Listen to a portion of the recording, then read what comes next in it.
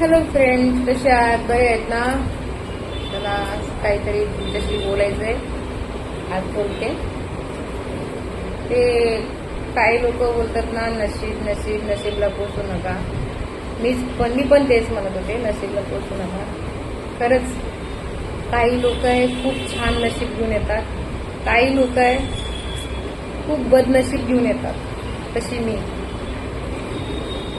सांगायचं म्हणजे असं आहे, लाईफ मध्ये मी सध्या 40 वर्षाची इथपर्यंत आलं. असं चांगलं वस्तू, चांगलं खुशी काय असं बोलतात ना, मला काय माहीतच नाही. मला काही भेटलंच नाही ते गोष्टी. जवळजवळ आता मी 17-18 वर्ष झालं काम करते, आणि ते पण चांगलं काम करते. लोकांचं सेवा करते. तुम्हाला प्रत्येक वेळी सांगितलेलं आहे, मी सांगितलं असेल, सांगितलं पण. जे वयस्कर लोक असतात, पेशंट घरी असतात, त्यांचे मुलं बाहेरगावी राहतात, तसंच मला पेशंट भेटत असतात.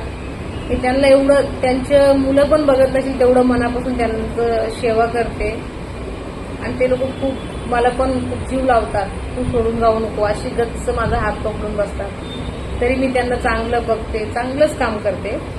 ते फळ मला नाही भेटलं तर कम से कम माझ्या मुलांना तर भेटले पाहिजे, असं हे अपेक्षा ठेवून मी त्यांना चांगलं बघते. पण मला अजूनपर्यंत दिलं नाही. देवाला अजून माझं क्यू आलंच नाही, मला काही दिलं नाही. हे बघा, हे कानातले मी बनवलं होतं एक 7-8 महिने झालं. हे वरचे जवळपास 11-12 हजार रुपये गेले बनवायला. 1 ग्रॅमच्या वरतीच आहे.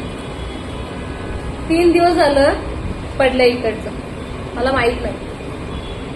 मी आज असं केस धुवायला गेले, म्हणजे फोन धुवत होते, केस असं अडत, असं बघतो बाई कानातलंच नाही, कुठे गेलं. मला माहिती पडलं. मग म्हणले आज पडले का कधी पडलं. मग मी रील बनवते ना, त्याच्यात चेक केलं किती दिवसापासून नाही माझ्याकडं. 3 दिवसापासून माझ्याकडे ते कानातलं नाही. आज मी बघितलं. एवढं बिझी असते मी. सकाळी 8ला गेली, संध्याकाळी 8ला. 2 पेशंट आहे माझ्याकडं, तिकडून इकडे इकडून. ते पण तुम्हाला सांगते, सकाळी 8ला जाते. एक मम्मी आहे, तिला उठवते, पंच वगैरे करते, तिला जे काही दवाई पाणी सगळं द्यायचं, नाश्ता वगैरे करून तिला सगळं करून दुसरी मम्मीकडे जाते. तिचं सेम तसंच सेम प्रोसिजर तिचं पण करते. तिथं करून मग परत इकडे येते.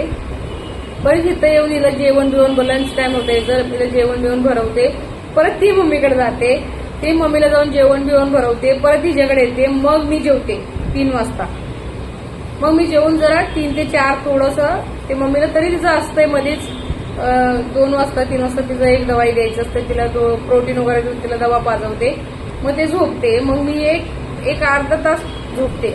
मग नंतर उठायचं, परत ते चायचं टाइम, चाय नाश्ता द्या,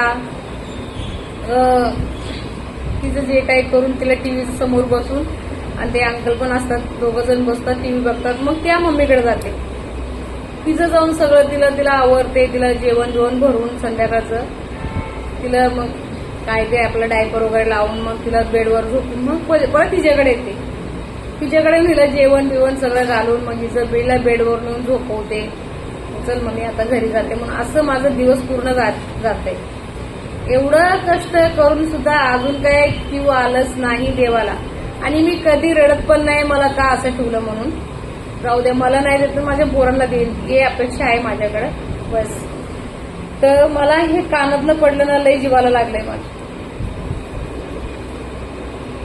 कधी चांगलं वस्तू काय मला कधीच भेटलं नाही कुणाकडनं. मी स्वतः केले होते एवढं कानातले छोटीशी, ते पण गेलं. फक्त 7-8 महिने घातले असेल, पडलं. मला माहितच नाही. आणि सोनं किती महाग आहे. एवढं जीवाला लागलं ना, खरंच चांगलं नशीब घेऊन येणं म्हणजे लई मोठी गोष्ट आहे. ती भाग्यशाली पाहिजे. आम्ही नाही भाग्यशाली. ते म्हणतात ना, कष्टच लिवलं नशिबामध्ये, कष्ट किती. अजून बी कामच करायचं मला. पोरं आहेत 4, त्यांना शिकवलं. आता त्यांचं लग्न सगळं माझ्या गळ्यात टाकून गेलं. मिस्टर, सासू पण गेली. असे आहेत. मी कधी तुमच्या समोर सांगत नाही माझं असं आहे तसं आहे म्हणून रडत नाही, काय नाही. तरी मी हार मानत नाही. आपलं चला काम करत असते, घर चालवते. आता कुठंतरी जाऊन एक मुलगा छोटंसं काम करायला लागलाय, थोडंसं मदत भेटते त्याचं. पूर्ण मीच बघते. मुलांचं खर्च, शाळेची, घरचं खर्च आणि वरनं रूमचं रेंट. मुंबईमध्ये ना हे खूप मोठी टेन्शन आहे, रूमचं रेंट. पटपट महिना जातोय, महिन्याला येऊन थांबतं दारात. त्यांचं द्यायलाच लागेल, लाईट बिल, पाणी बिल, रूमचं रेंट. जवळपास की 18,000 येतोय मला भरायला. म्हणून मी डबल ड्युटी करते. तेव्हा कुठंतरी जाऊन माझं घर चांगलं चालतंय. पोरांना 2 टाइम जेवण आणि रूमचं रेंट देऊ शकते. असं माझं आहे. पण एक खरी गोष्ट आहे, नशीब चांगलं घेऊन यायला पाहिजे. आम्हाला बोललं देवानी जा, मी आलो. आम्ही पण थोडं हट्ट जिद्द करून बसलं असतं जरा दिलं असतं. सगळं नशीबची खेळ आहे. नशीब चांगलं, सगळ्या गोष्टी भेटते. मला काहीच भेटलं नाही अजूनपर्यंत, काहीच नाही भेटलं. कुठलंच खुशिया नाही भेटलं. फक्त कष्ट लिहिलं नशीबमध्ये, कष्ट.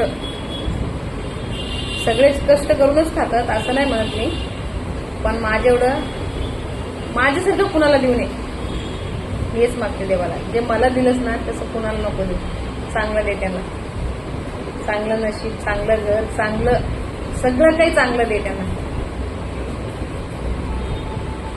आता सांगायला गेलं लई मोठी होणार आहे व्हिडिओ. आता सांगते चला. बघितलं तर बघा, नाही बघितलं स्किप करा. बालिका वधू सिरियल बघितलं असेल ना, सेम माझं स्टोरी येते. माझं लहानपणी लग्न झालेले आहे, बालविवाह. खूप लहान असताना लग्न झालेलं आहे आणि त्याच्यात मोठी झाल्यावर नवऱ्याच्या घरी पाठवलेले आहे मला. तेवढंच माझं 4 मुलं झालेली आहे. मला खूप लहान वयामध्ये 4 मुलं झालेली आहे. असं मला जर कळत असेल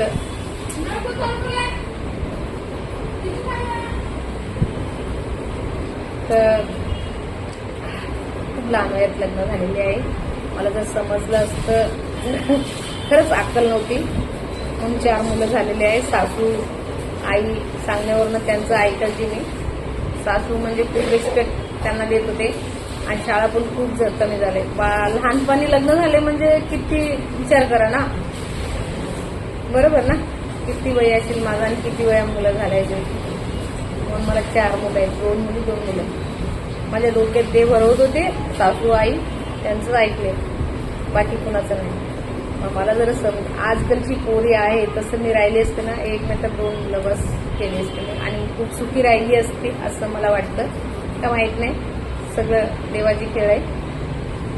आता सध्या तर माझ्या मुलींचं मी लग्न करत नाही. मला किती आई वडील म्हणजे तुम्ही गप्प बसा, माझं केलं तसं मी माझ्या मुलींचं करणार नाही, तुमचं ऐकणार नाही. मी आहे, तुमची मी ऐकले ना माझे आई बाबा म्हणून. आता मी नाही ऐकणार माझ्या मुलांसाठी, तुमचं नाही ऐकणार मी स्वतः आई आहे. माझ्या मुलांसाठी काय चांगलं ते मी ठरवेन. म्हणून मी माझ्या मुलांना खूप शिकवले, मुलींना पण मुलांना पण खूप शिकवले. मी भरपूर शाळा शिकलेत आणि त्यांच्या पायावर उभे आहेत. आता काम करू शकतात ते.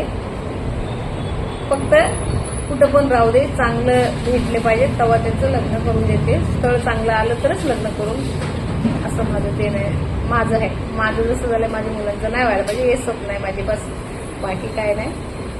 म्हणून असं सगळ्या गोष्टी आहे. तुम्हाला आवडलं तर बघा व्हिडिओ, नाही आवडलं तर स्किप करा आणि कमेंट काही चांगलं करा. असे काही घाण कमेंट करू नका प्लीज. हात जोडून विनंती करते तुम्हाला, तुमची ताई. चला बाय, गुड नाईट. असं आहे.